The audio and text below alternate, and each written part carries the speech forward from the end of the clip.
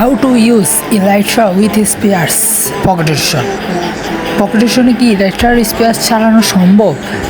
Java টিউশনে তো আইভেন পিচের মধ্যে তো অনেক ভালো চালানো যায় স্পেয়ার্স আর ইলাইট্রা, কিন্তু পকেটে কি চালানো সম্ভব?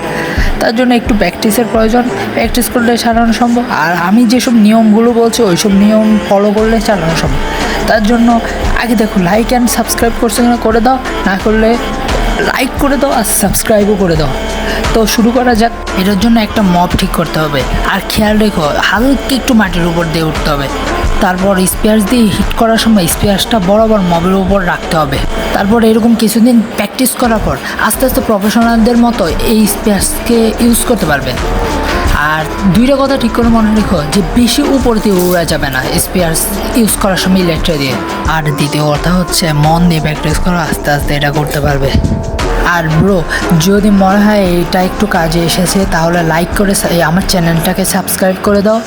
আর পরে নেক্সট কী নিয়ে আনবো সেটা নিয়ে কমেন্ট করো, যেমন লেডার ক্লাস, আবার ব্রিজিং, এরকম ধরো যেসব প্রয়োজনে দরকার হয় সেগুলো নিয়ে আনবো কিনা কমেন্ট করো। আর যদি পারফেক্ট বোর্ড ক্লাস লাভার উপর শিখতে চাও তাহলে কমেন্ট করো, নেক্সট কোনো একটাতে নিয়ে আসবো। তাহলে ওকে বাই, ভালো থেকো। আর সাবস্ক্রাইব করতে ভুলে যেও না, তাহলে এরকম ক্লাসও শিখতে পারবে।